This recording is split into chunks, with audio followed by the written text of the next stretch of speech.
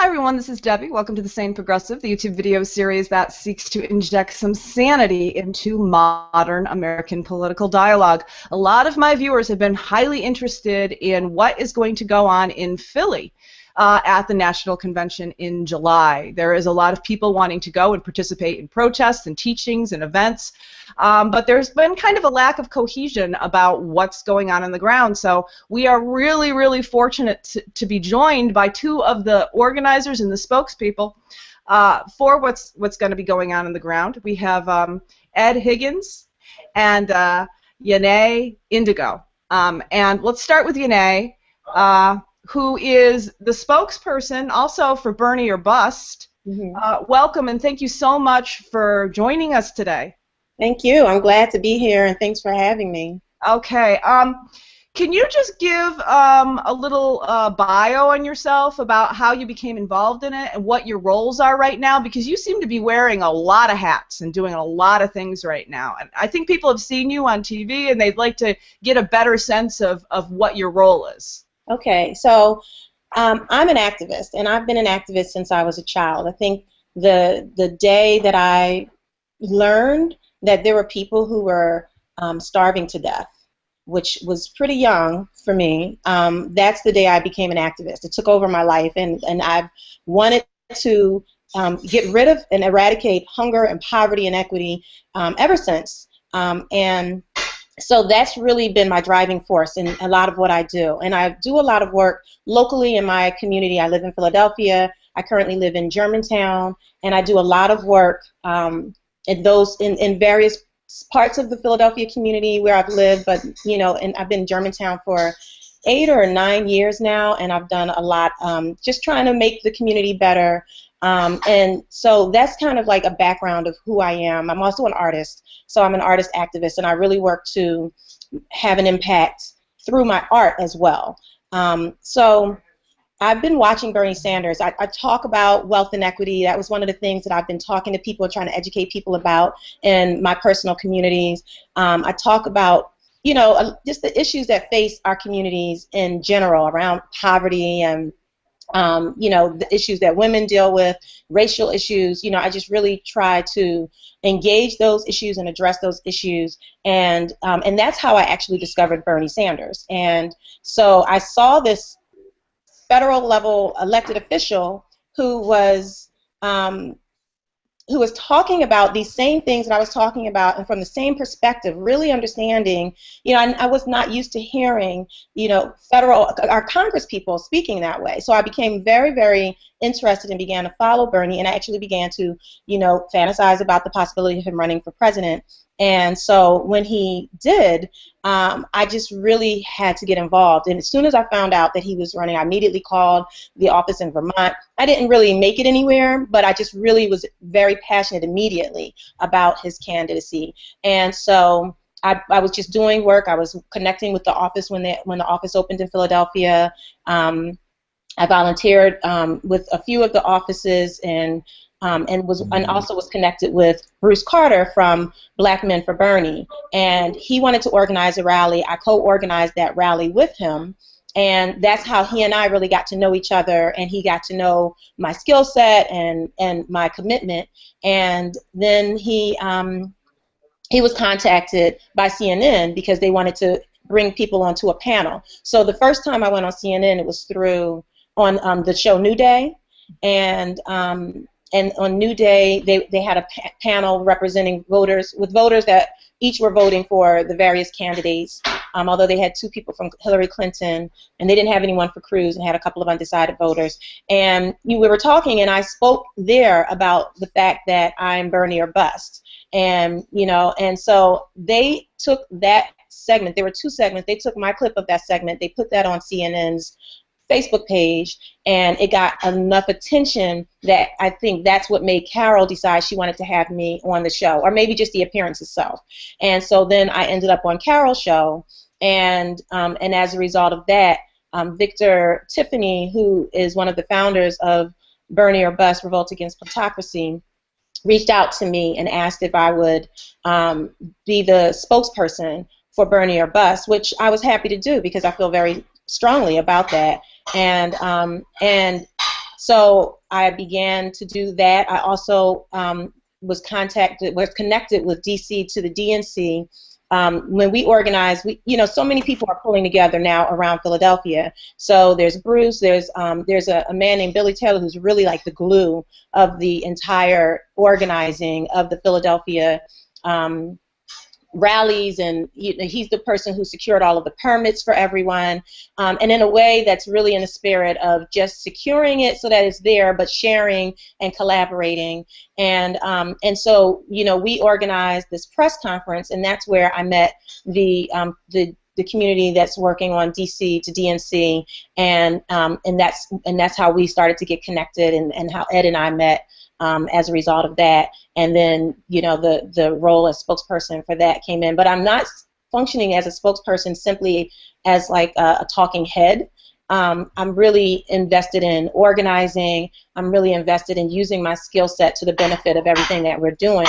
I am an organizer, and I have a lot of skills and abilities as it relates to that, and I'm definitely working to pull my resources, my internal as well as my community resources, to make this something that's really productive for the national and the international community, which I think this moment is really an important moment across the entire planet. It's important from a planetary Earth perspective, and it's important for all of the people all over the world.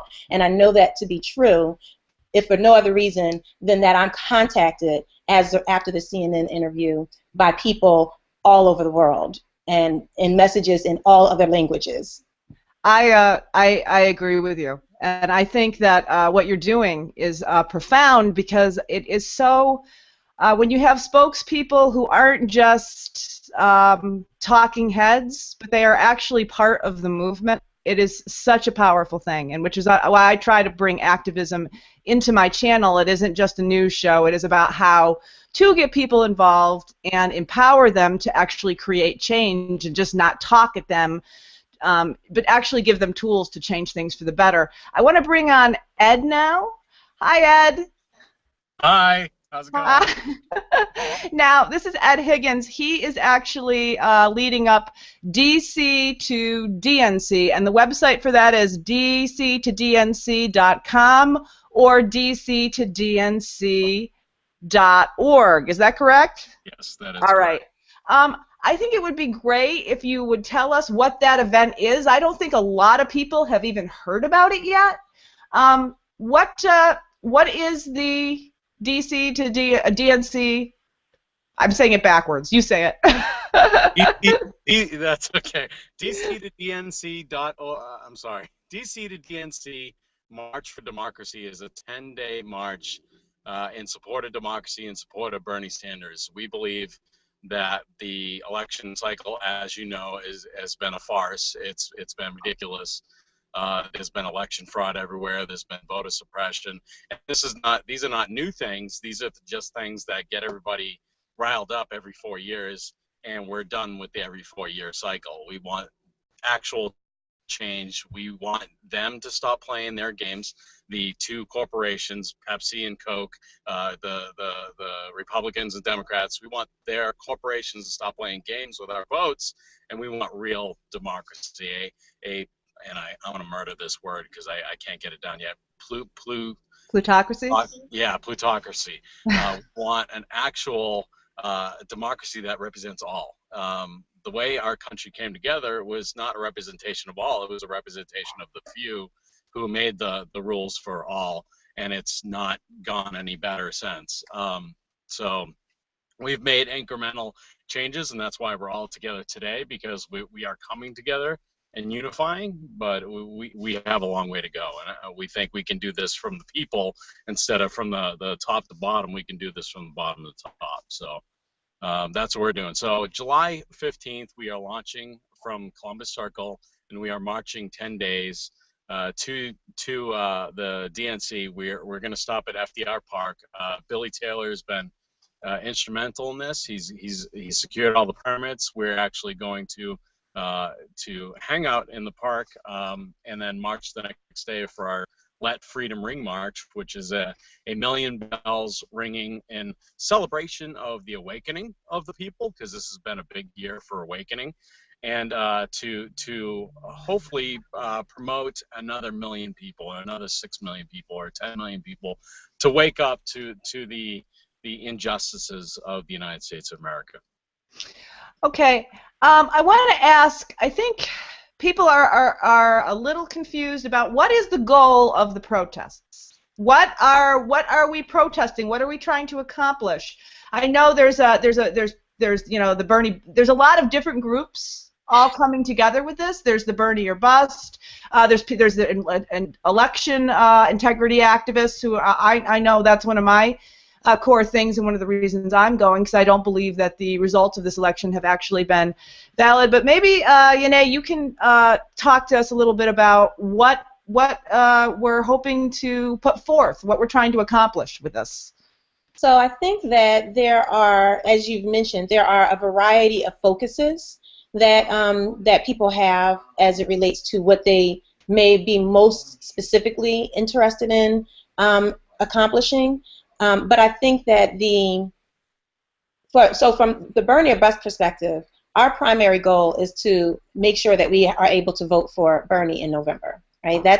And I think that that's something that unifies all of us who are organizing these, that we are working from different angles to secure that ability, however that happens. You know, right now we want the Democrats to realize that they really, really, really, if they want to win, if they want to have a Democrat in the presidential seat in the White House, that they need to make sure that Bernie is their candidate. We want that to be clear. And so a lot of the organizing is even just around making sure that that message is well delivered and that people aren't confused about the size of the movement, the numbers of people who are engaged in this movement, the magnitude and the seriousness of this movement.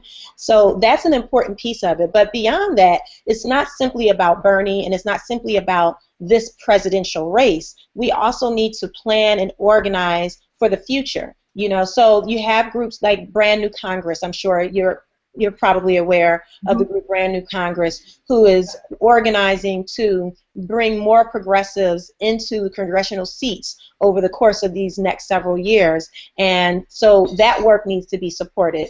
It's time for there to be more than just these two parties, right? Like Ed was talking about, the two-party system is detrimental to the people. They are very colluded, and they're working together.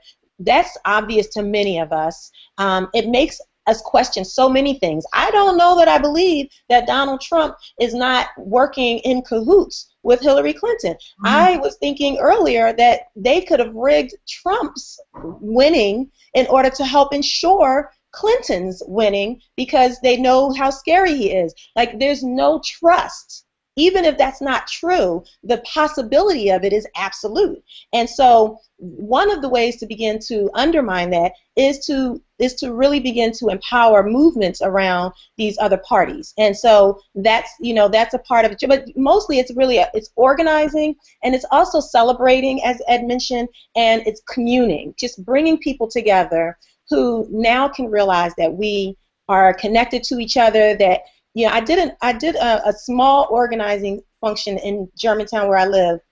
It was just some of us that were protesting against a development. The development ended up coming, but one of the things that happened in spite of that development coming is that there were all of these neighbors who had identified each other.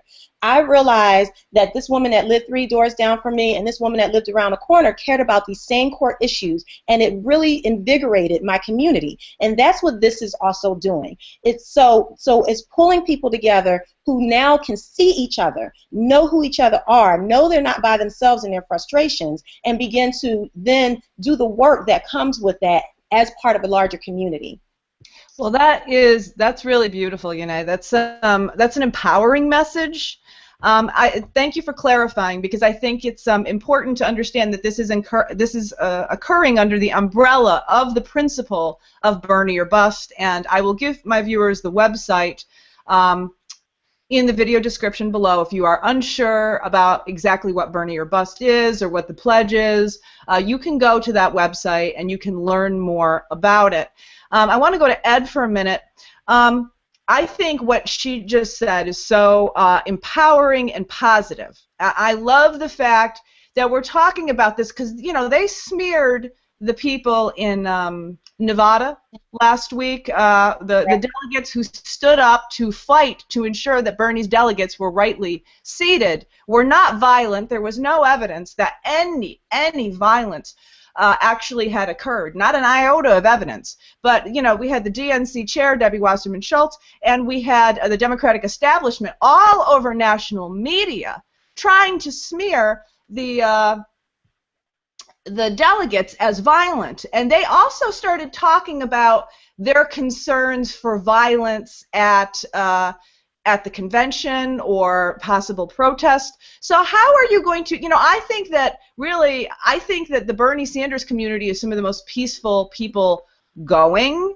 But how are you, you know, it's like, how do we move forward and counter that narrative? Because they want to pick a fight with us. And we do face the possibility that they will plant people to start violence. They will try to instigate this to paint us as something we are not, as we saw in Nevada. How is the protest being organized to address that component of it? So well, that's a great question. Okay. Go ahead, Ed. Yeah, I'll be right with you, and I want to get your take on this too. Go ahead. Yeah, so we actually have addressed that. So we saw as Nevada came in, we were like, okay, this is how they're going to set us up as violent people. And I had watched live stream almost till 12:30. I saw exactly not every angle that happened, but the major feeds that were going on in the Nevada convention, and it was all bull.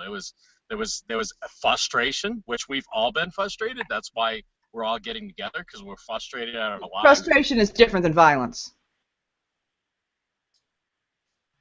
Ed, where'd you go? You're frozen on me. Oh, I'm sorry. Am I here? You're here. I'm going to go to me. Go ahead, speak. Okay. So what we looked at is framing that message, and what we've done is we're working with the city. The city is more has been amazing, by the way. The city of Philadelphia opened up their arms to us. We were in a meeting over the phone. Obviously, I'm in Arizona, but Billy and Bruce were in the meeting with the special events committee, and they were all about us coming and bringing business and having a peaceful event, and they secured the money to be able to protect us during the event, and they said that we're their number one priority. They want to make sure we're protected. So what we're doing, and burners have all across the nation come up with great ideas, and we're still coming up with them. One person, and I don't remember her name right now, but she's part of the group now, she came to us and she said, why don't we walk down the streets on the way to the Let Freedom Ring March in peace signs? And I said, yes, that's great. Another burner group came up with civic-minded burners. What they are doing is they're formulating a group that will do civic community service while we're there. We're going to clean up the city. So whatever they want us to do, any kind of refurbishing of parking, of any kind of equipment or any kind of parks, or cleaning up, arranging, picking up trash, whatever they want us to do, we will do. And we're actually going to launch this event in the next couple weeks across the nation. We're going to get together. We're going to have a day of initiative to clean up our cities. And these are the things that we do. We do normally, but the media doesn't see it because of the mainstream media and the message that they frame. It's not as sexy, and it doesn't make as much clicks or as much money when you talk about cleaning up the city or hugging each other. Or me, myself, I'm in a Prius right now. I have a Chihuahua, and my case on my iPad is purple. I'm a nice, happy person.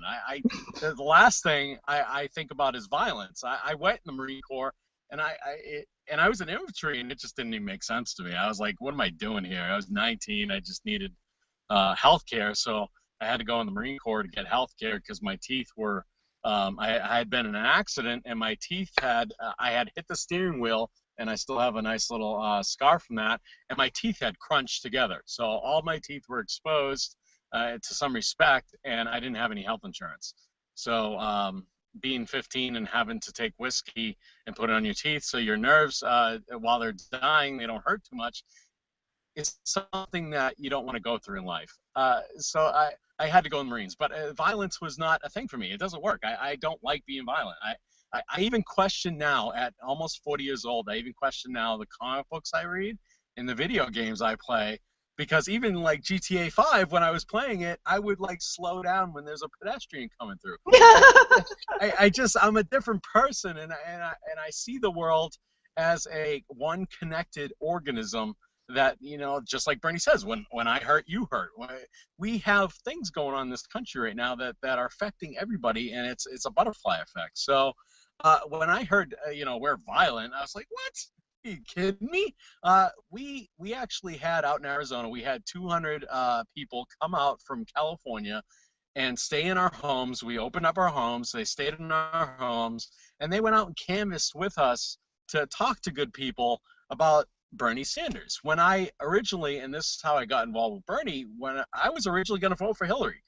And I was like, okay, I know her name, and it would be great to have a woman as president, and we definitely need less white guys in the House of Presidency, and I just make a joke, right? But so I was going to vote for Hillary, and then I heard about this guy, Bernie Sanders, and I was like, why haven't I heard about this guy before? I'm from Lowell, Massachusetts, and I haven't heard about this guy. What's wrong there? And that immediately raised red flags.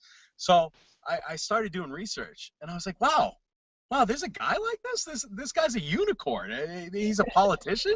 Hey, who is this guy? And so I started doing more research because I'm naturally skeptical. I'm in marketing. I've been in marketing most of my life. I know how to spin a story. So I was like, okay, there's got to be something. I got to dig. And I did my internet searches, and I couldn't find anything. Actually, the more I dug, the more I found that this guy was amazing. So I went to his Phoenix speaking event, and everything he was saying is everything I believe. And I've been saying for years, and people have dismissed me. They said, you know, get with the program, get in line. This is the way things go. Corporate America is the way to go. And every time I just shook my head like, no, this is not the way. And so as I got involved with Bernie in the campaign, phone banking, canvassing, I found more people. In the state of Arizona, it's seemingly conservative, but I found all of these, like, thousands of people that believe the way I believe, and they were amazing people, and I knew they weren't violent. They would come up and give me hugs. We were smiling together. We would go to events together. It was they're I know. modern day hippies. I know. You know?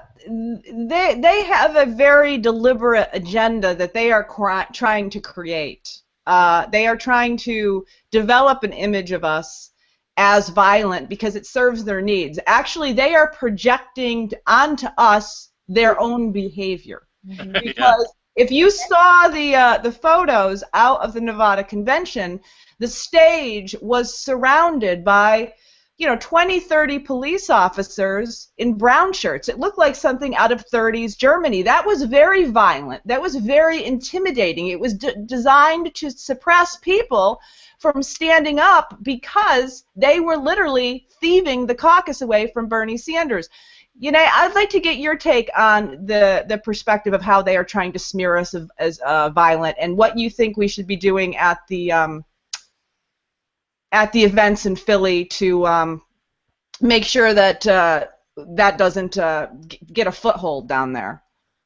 So, you know, it's interesting because I've been asked some questions about that in a few instances, and it's very funny the way that it's often framed, because the framing is, you know, are you concerned that what happened in Nevada will happen again, right? That's how it's framed, and I feel the underlying assumption is that what happened in Nevada is a reflection of Bernie Sanders and his supporters, as opposed to a reflection of Hillary Clinton and her supporters, that and just a response to that, right? So, you know, and what I say is, you know, first of all, that I don't know where you're coming from, so it's hard for me to answer this question, but I do believe that it's quite possible that there's going to be democracy removed from the process at the DNC.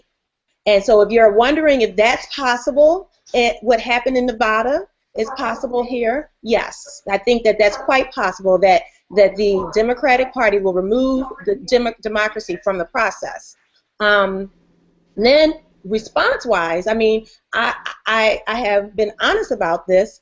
The night of that Nevada was happening, I was in Portland in the hotel room, and I was up crying. I was crying. I could not stop crying. I cried for hours. And I was on Twitter with other people who were doing the same thing. And the reason was because it hurts, right? It's painful to watch and to observe your liberties, even though you know, like we know this happens, right? We know it happens all the time. But still to be sitting there and watching it happen and happen so blatantly is hurtful. And people do respond to that pain that they feel. That initial response is to hit back, or at least to prevent that from happening. And so, you know, there is that possibility, but it's a possibility that sparks not from us. It sparks from an unreasonable, unfair treatment of the people in the country by the Democratic Party. That said, we are the huggers, right? The Bernie Sanders supporters are people. The reason that we're so passionate about what we're doing, the reason that so many of us have taken our whole lives and put them to the side and have invested all day and all night to move this movement forward is because we care about more than just ourselves. That's the bottom line of this, is that we are doing this because we love the rest of the people in the world. And we want these other people to be okay. We want everyone to eat. We want everybody's teeth to be all right. We don't want people to have to go to war in order to be alive, you know, and then potentially put themselves at death's door in the process. We want everyone to be educated. We want everyone to be housed. That's why we're here. And so while on one hand, like, I'm a person who, if you attack me, I'm like, whatever, and I can get away from you. But if I watch you attack someone else, I lose it. Right? So there's that part of the reality, but we're also going to be surrounded by each other. And who we are a community of people who are united in love. And so that's, I think, what's going to be the most important aspect of what we're going to be doing, because if somebody gets angry, there's going to be someone that's next to them that can embrace them and respond to them with the love that brought us all together. And so we'll be under control, but it's true what you're saying, that there could be plants, which, you know, we know that they do that, and those people are invested in smearing us. They're invested in making us appear to be something very different than we are, and we just have to be real and communicate with each other about that. And we have to hug those people too. We're not going to know who they are, so we have to hug those people as well. And then, you know, maybe some of those people will turn around and realize, you know what, there's a better world out here, and these people are trying to usher it in, and I'm the bad guy if I stand in their way. So maybe it's time for me, and this has happened. I've watched it happen in my Twitter feed. I communicate. I respond to every tweet, and I've had people who have come in, and they're like, Yane, Indigo, and you, Bernie or Bust people, you're going to hand this to Trump. You should do you know, you need to get on board, vote blue no matter who, you know, these things that they say, or sometimes they're much nastier. If they're not nasty, though, I will engage them.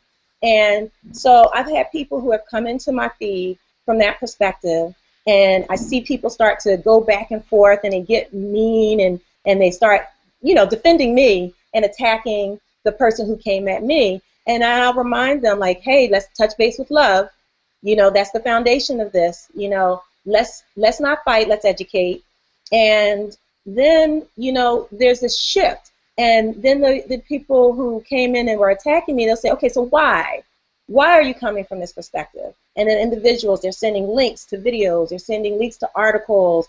And next thing you know, people are either like, I'm still not where you are, but I get it. Or they're like, I'm Bernie or Bust. I have had people come into my community to talk me out of my position and then become a part of the Bernie or Bust community, because they don't know the facts, and when they are introduced to them. So I've seen that people can be converted, and I think that being immersed and surrounded by peaceful, loving individuals who are fighting for you, whether you are in the fight or not, is going to have an impact. And so I think that's going to have the strongest power. Love is the most powerful force on this planet, and that's what we're fighting with. And so I'm not really worried about how things are going to go. That's the message of this movement.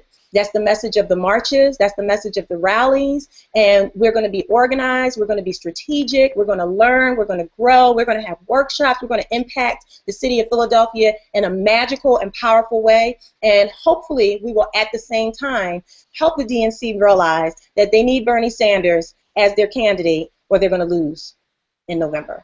Well, that was so eloquently put. Hold on, I'm getting a little feedback. See if I can get this. Okay. No, there it is. No, maybe. Okay.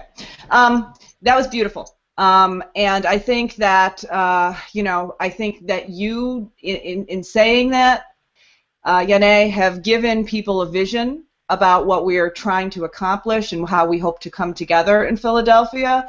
And it's very easy. I'd say to my viewers, it's very easy. We have been really mistreated. It's been abusive, the way that the Democratic establishment is treating the people. They are a very fear-based group of people who are very locked into keeping their own power, and they're very myopic in their views. And they find us threatening because we're not physically threatening them, but we are threatening their ability to hold power, and we're threatening their wealth by trying to take this back as a country for everyone. And maybe it's very hard, when you've been abused, sometimes it's ironic. You are in the position of having to teach the people who may be oppressing you the lessons that you know and they don't know. And so part of what we can do is try to show them that we are not trying to take something from them. We are trying to make this better for everyone. And then maybe we can find allied in unexpected places within the Democratic Party, so they join with us for everyone. So this is run a little bit long. I'd love to have you guys back as the events develop and the plans become more cohesive over the next couple of months, so that you could give an update. But thank you both. Thank you, Janae, and thank you, Ed, so much for joining us today. I think this is going to be enormously beneficial. People want to come, but they don't know what's actually going on. So if you could give the website again, that'd be great. Ed? Okay. Yeah, definitely. It's go ahead. No, go ahead, Ed. What's the website? It's DC. It's dc2dnc.com or dc2dnc.org. We also have our Facebook group. It's facebook.com/dc2dnc, and you can find us on Twitter as well, dc2dnc. Once we have the events rolled out and we have the march rolled out, we also have Twitter accounts, so we'll be live streaming, and we'll be tweeting out during the events as well. So.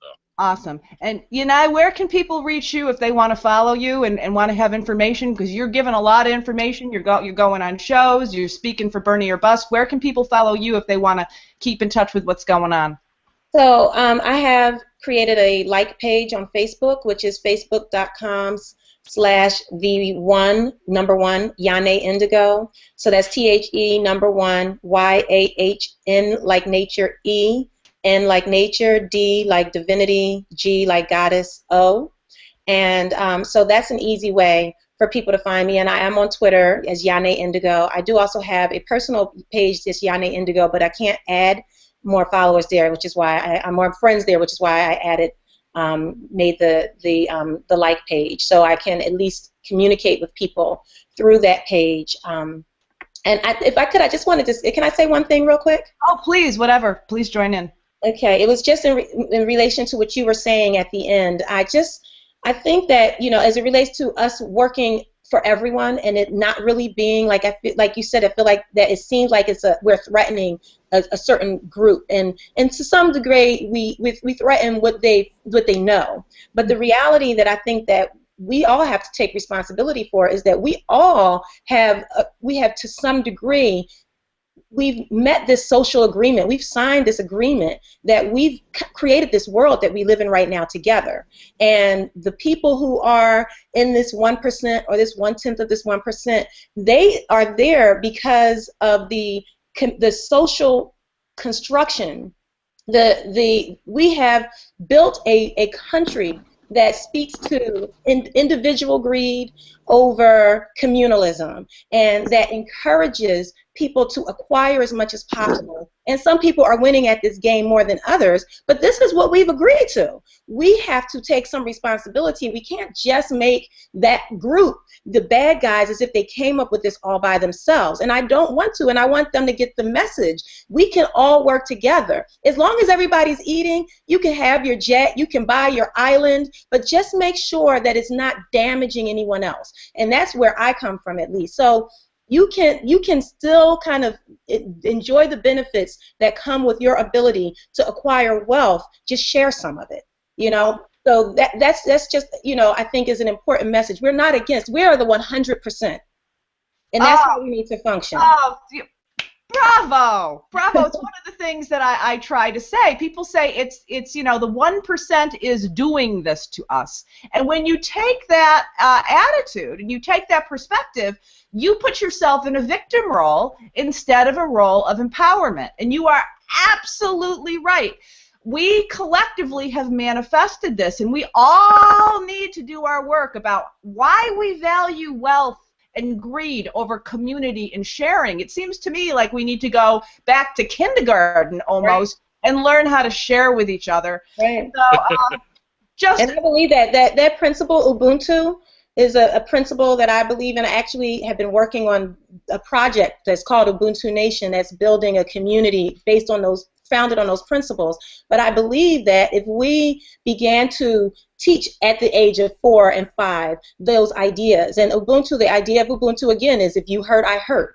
That we are all, a person is a person because of other people. If we were really as a society building everything with that basic understanding of our connection and how we impact the world, then all of this will start to go away.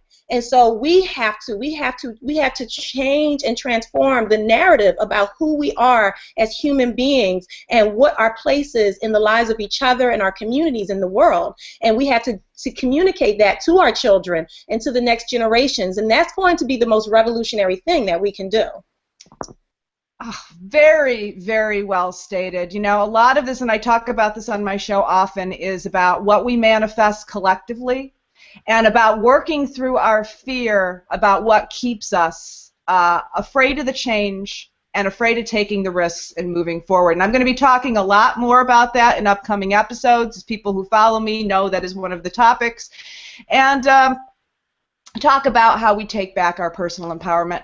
So again, I want to thank both of you guys for coming on. I look forward to speaking with you again as the event becomes more solidified, and I look forward to seeing you both in Philadelphia. Yes, see you in Philly. Hashtag see you in Philly. Hashtag see you in Philly. All right, everybody. Okay, well, I hope you can join us. Go to the websites. I'm going to put all the links in the video description of everything that was given in this video, so if you missed a website, you can go there.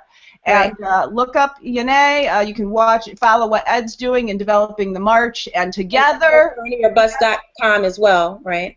Yeah. Yes, and BurnerYourBus.com. So, and together we can change this, and we can change the world. All right. As always, this is Debbie, the Sane Progressive. You guys stay sane, and peace out. Peace.